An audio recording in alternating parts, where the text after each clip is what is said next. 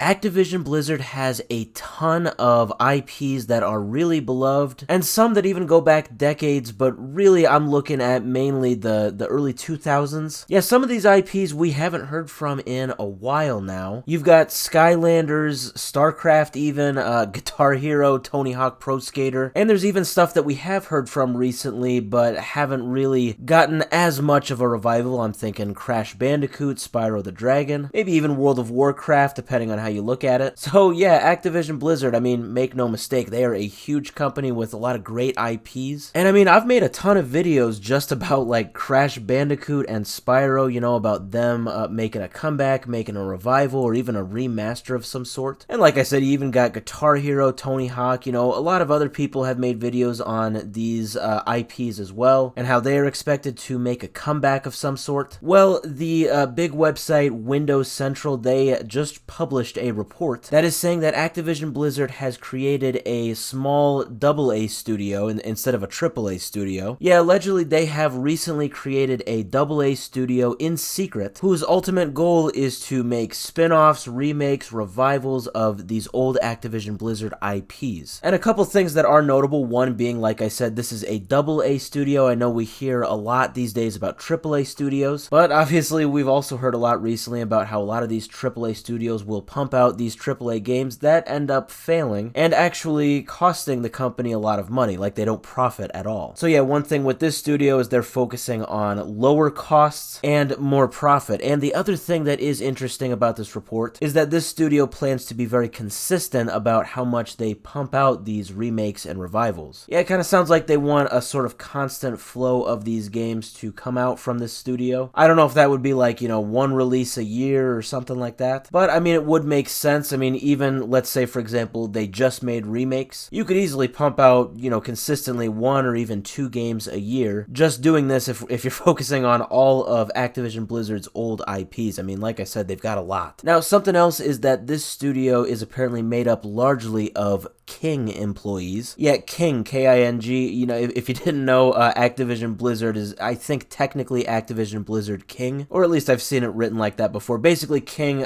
they make up a lot of mobile games, mainly Candy Crush, that's obviously the big one from them. So with this, it's kind of suggested that a lot of these remakes and revivals might focus specifically on developing them and releasing them for mobile devices. Now, it's not specifically stated in this report if mobile releases would be the only thing that this studio would focus on, like if these releases would be exclusive to mobile devices, or if that would just be a part of it. I'm not exactly sure. But obviously with King employees largely making up this studio, well, you can definitely expect that these games will at least be available on mobile devices since that's their thing. So yeah, I mean, overall, like I said, this is just a report. Right now, it's just a rumor. Windows Central is a pretty big website. I mean, they're not just like Reddit or 4chan trolls or something like that. I would say they're fairly reputable. So if this is true, obviously, I'm now wondering when are we going to get the reveal of this studio, because right now, apparently, it's all secret stuff. But if it is revealed, and once it is revealed, I'm definitely curious, what are the old Activision Blizzard IPs that they are going to focus on first?